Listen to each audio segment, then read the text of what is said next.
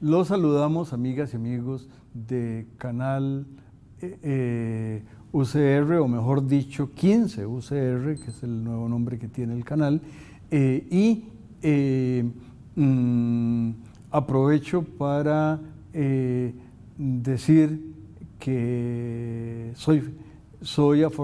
que tengo que decir gracias a la vida que me ha dado tanto, y una de las cosas que me ha dado es la amistad que me ha permitido admirar al profesor Mariano Rojas, yo diría que debe ser el latinoamericano que cosas más importantes ha escrito en temas de economía de la felicidad. Lo hemos tenido afortunadamente varias veces de profesor en la Universidad de Costa Rica, y ahora él es tan privilegiado que vive en Granada, que es una bellísima ciudad, y tengo estupendos recuerdos de cosas que hemos hecho con el profesor Mariano Rojas y con su familia. Y hoy vamos a escucharle hablando de el COVID, que aquí parece que ya empezamos la quinta ola. Ya yo tengo la cuarta vacuna, y ustedes no están para saberlo ni yo para contarlo, pero la cuarta vacuna me la puse enfrente del Palacio de las Bellas Artes sobre la Avenida Juárez, pero no viene el caso. Lo que queremos es escuchar al profesor Rojas. Gracias por acompañarnos, profesor. Gracias, Juan Rafael. Un gusto volver a verte aquí a la distancia. Ya presencialmente, pues hubo una etapa donde no hubo mucha interacción presencial, pero bueno, a la distancia es un gusto saludarte y verte. Pues en efecto, digamos, hemos hecho mucha investigación sobre la felicidad, y mencionabas por qué dar gracias a la vida, ¿no? O sea, mencionabas que dabas gracias a la vida, entre otras cosas, por la relación de tantos años que tenemos. Y es importante, digamos, me hizo recordar esta canción de Violeta Parra, inmortalizada por Mercedes Sosa, ¿no? Gracias a la vida. ¿Y por qué daba gracias a la vida Mercedes Sosa, Violeta Parra en esta canción?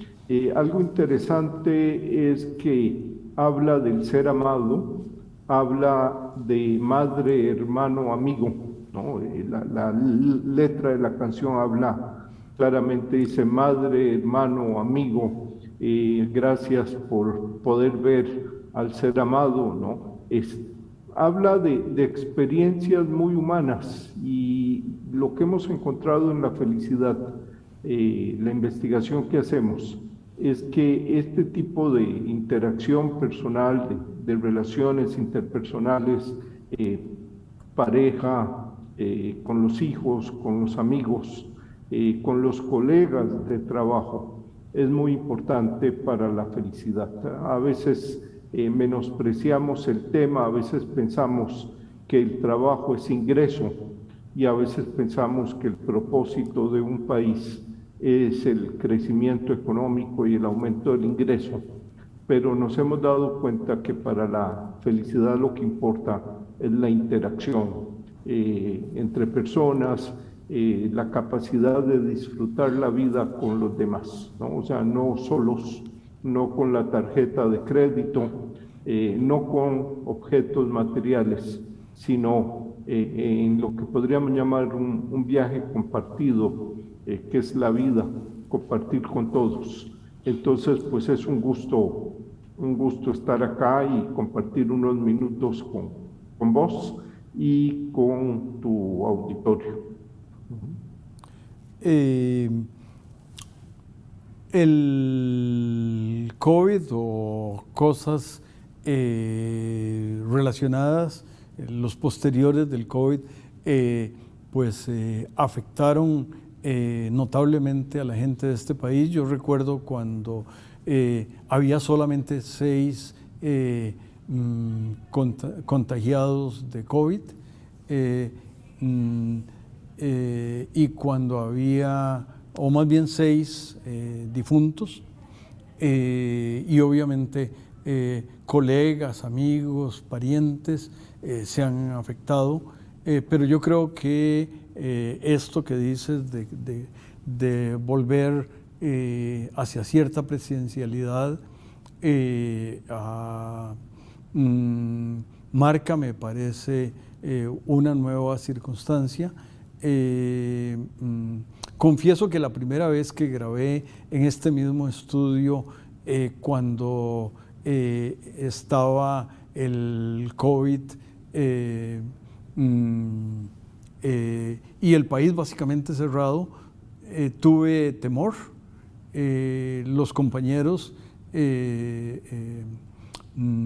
han sido espléndidos y solidarios, y tal vez este es un momento para agradecerles a todos ellos, y en particular a don Giovanni, que don Giovanni es el productor del programa y siempre ha estado al pie del cañón empujando todas las cosas. Pero bueno, no sé si quieres decir algo sobre la interacción entre enfermedad y sobre todo esta enfermedad de características tan peculiares y la satisfacción personal, el bienestar. Yo, con respecto al COVID, siempre he tenido una opinión de que las repercusiones del COVID las tendremos que ver más a largo plazo. Siempre menciono una frase muy famosa de quien fuera primer ministro de China, Zhou Enlai. Zhou Enlai era el segundo de Mao, y en una pregunta sobre las repercusiones de la Revolución Francesa, hay distintas versiones de la historia, pero la anécdota aplica independientemente de la versión. La anécdota es que se le pregunta a Zhou Enlai cuáles fueron las repercusiones de la Revolución Francesa, y Zhou Enlai dice: es demasiado pronto para saberlo, ¿no? A veces este tipo de eventos se ven, sus repercusiones se ven en el largo plazo, y a veces creo que nos precipitamos mucho haciendo conclusiones a partir de un evento que está en proceso. Se ha hablado de algunas repercusiones, se ha dicho, vean, las personas han tenido tiempo para replantearse algunos temas y ver qué es lo importante en sus vidas y qué es prescindible. Por ejemplo, en Estados Unidos hay una tendencia muy importante a lo que llaman la gran renuncia, donde millones de trabajadores están renunciando voluntariamente a sus trabajos, y se explica en parte porque estos trabajadores se han replanteado objetivos de vida y han dicho, pues el trabajo que tengo no me gusta, no todo es trabajar y tener altos ingresos, y voluntariamente están renunciando y buscando opciones que estén más a gusto con su vida, que den un balance familia, trabajo, digamos, que se ajuste mejor a sus propósitos, donde no haya esta falta de tiempo, esta angustia laboral, digamos, estrés laboral que se genera en ciertas carreras de trabajo. Pero creo que todavía es muy temprano para ver las consecuencias del COVID. He sido de los que siempre he dicho, esperemos a que pase el tiempo para ver qué sucede con las repercusiones. Yo me atrevería a pensar que va a haber un interés por la interacción, por replantearse senderos de vida y pensar más en la felicidad en el momento. Ahora, dicho esto, sí soy muy tajante en que me preocupa más el entorno del cual salimos del COVID. Esto es, mucha gente se ha preocupado por cómo salir del COVID y pareciera que regresar a la situación pre-COVID es la opción deseable. Y yo creo que la situación pre-COVID tenía también muchos problemas que tenemos que sacar a flote y plantear. Era una situación de alta competitividad, de mucho estrés, de globalización, donde los salarios de muchos trabajadores pues no podían aumentar y donde el trabajo se había vuelto más precario. Yo creo que cuando nos planteemos salir del COVID, tenemos que plantearnos también para dónde queremos salir. Es una crisis de 3, 4 años, pero mi preocupación más de largo plazo es que vayamos a seguir haciendo lo que veníamos haciendo antes, que era básicamente a nivel de políticas públicas preocuparnos por el crecimiento económico, preocuparnos por hacer más competitivos los países, por generar más capital humano, pero no preocuparnos por la felicidad de la gente. Entonces, mi interés por el COVID se centra en que sea una etapa que nos permita replantearnos cuál es el propósito de las sociedades, cuál es el propósito de los países y replantearnos este paradigma dominante que es el de crecimiento económico y pensar más en que lo importante es que la gente esté a gusto con su vida, no tanto que haya crecimiento del 5 o 6%, ¿no? Entonces, en esto yo quisiera, más que estudiar el COVID, estudiar cómo salir del COVID hacia un sendero de alta felicidad en la población. Con esa idea tan clara y tan bien expresada, vamos a expresarle al canal que queremos regresar una vez que nos lo indique. Regresamos.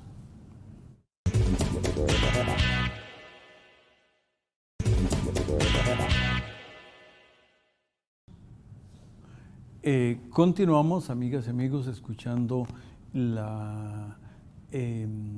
no solo la opinión muy sólida del profesor Rojas, sino que también el resultado de sus investigaciones. Ya dije de todas las que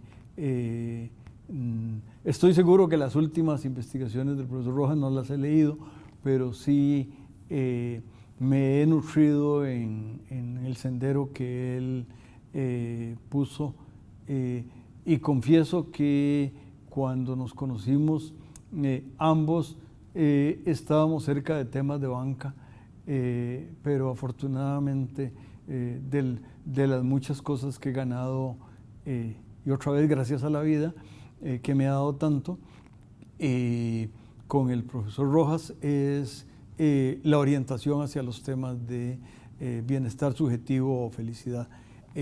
¿Hacia qué nuevos resultados se mueve tu investigación, profesor Rojas?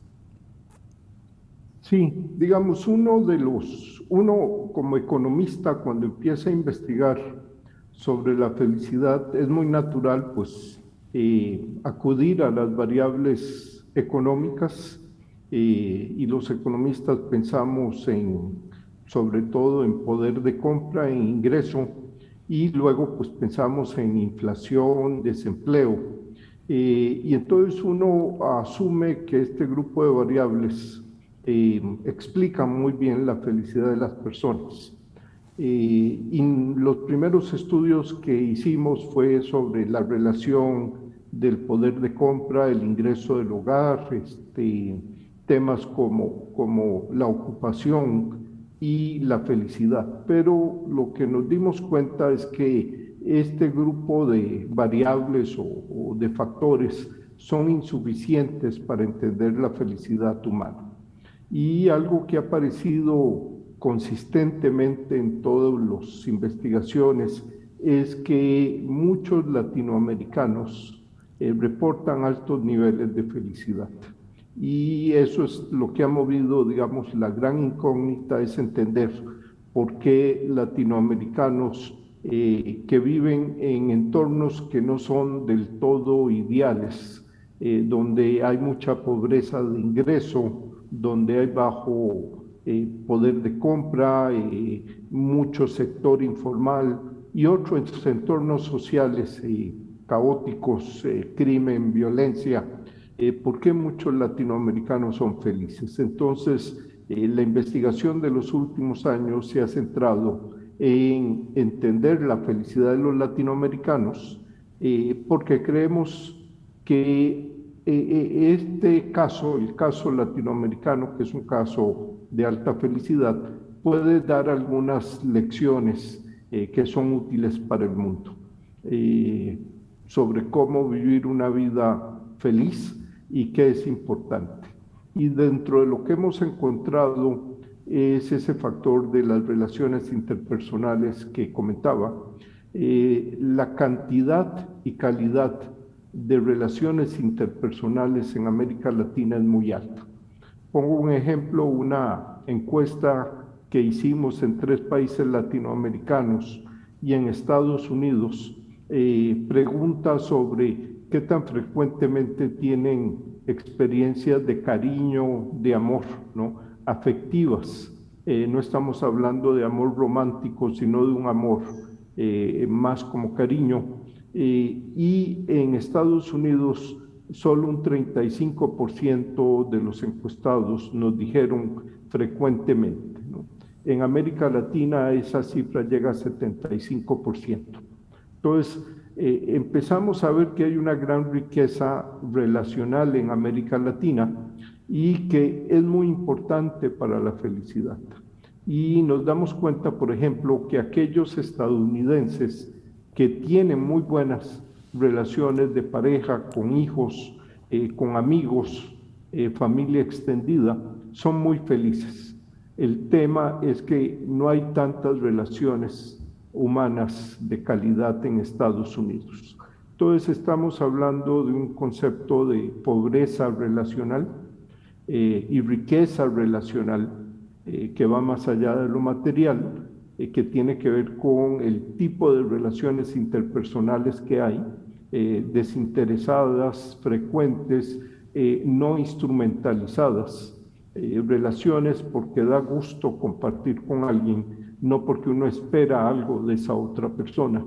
Y hemos hecho investigación al respecto, estamos investigando temas de medición de estas relaciones, pero sobre todo viendo su importancia y cómo ciertas políticas públicas pues las dejan por fuera porque no se miden, porque no está en los libros de texto y entonces sobre todo los economistas lo dejan por fuera. Eso es lo que estamos haciendo de investigación, incluyendo el concepto de riqueza relacional y mostrando que es muy importante para la felicidad en todas partes del mundo.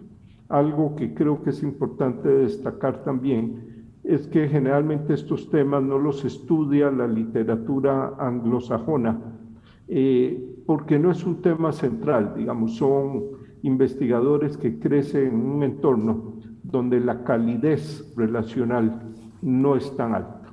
Son sociedades donde el énfasis está más en el trabajo, en la competitividad, en el crecimiento económico, una vez más insisto en eso, y el concepto de familia extendida, de primos, de hogares cálidos, calidez humana, queda por fuera. Entonces creo que es investigación que es muy importante hacer en América Latina, desde América Latina, y que es útil no solo para América Latina, sino para cualquier país, cualquier sociedad que aspire a que la gente sea feliz.